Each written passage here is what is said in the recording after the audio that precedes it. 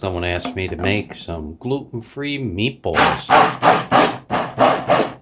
Alright, that was 8 eggs. Use my hand blender to get it all perfect. Wait for it. A little bit more of 3 pounds of 80% lean, 20% fat. Don't want to use a very lean ground beef when you're making your meatballs. 80-20 is probably perfect. And now I do wet and dry. I did drain it. I'm going to have to mix that up. We could do a quick pause for the cause. Alright, some of you may say 8 medium eggs for 3 pounds of ground beef is too much, but we're doing a wet and dry. Notice the consistency now? This has been fully mixed.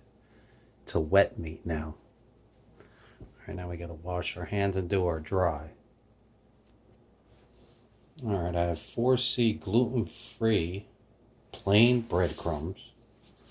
I already used 4 ounces, but 8 ounces should be perfect. And sorry I'm not a kosher channel, but 8 ounces of cheese. I'm using a Parmesan Romano. We want to season it up.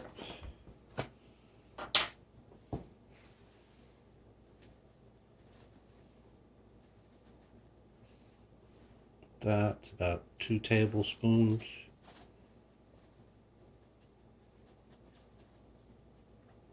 Four tablespoons.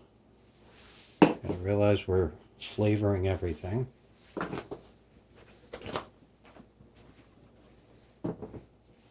A little Mrs. Dash.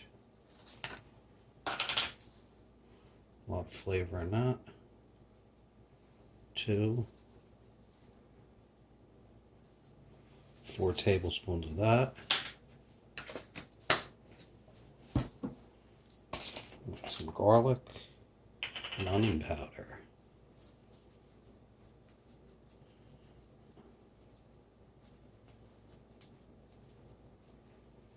Two tablespoons. Actually, let's go for 4. 4 tablespoons onion powder.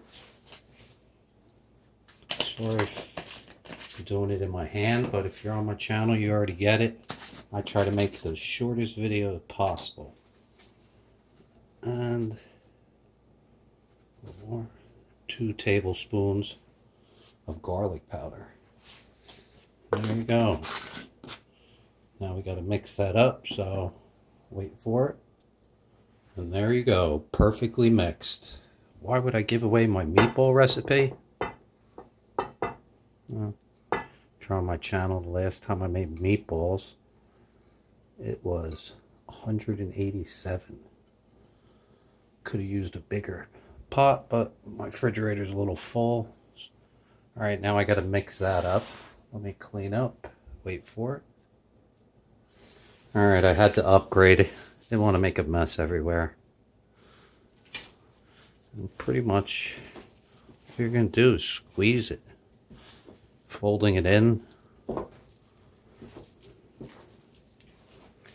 let me use 2 hands. Wait for it. And there you go. The perfect meatball. That is a perfect consistency. I'm sure no restaurant, chef, no one's going to complain. Little old lady, grandmother. That is the perfect gluten-free meatball. Way too much cheese, way too much breadcrumbs, way too much egg. Just the right amount of seasoning. Now, the most important thing when you do make these meatballs, or any meatball, you're supposed to take them and put them in the fridge and let them sit there overnight. Now, why would you do that? Because it lets everything congeal or mix together, or absorb all the flavors. I just found over the years, that's what you do. But look, these will make a perfect meatball. They hold their shape.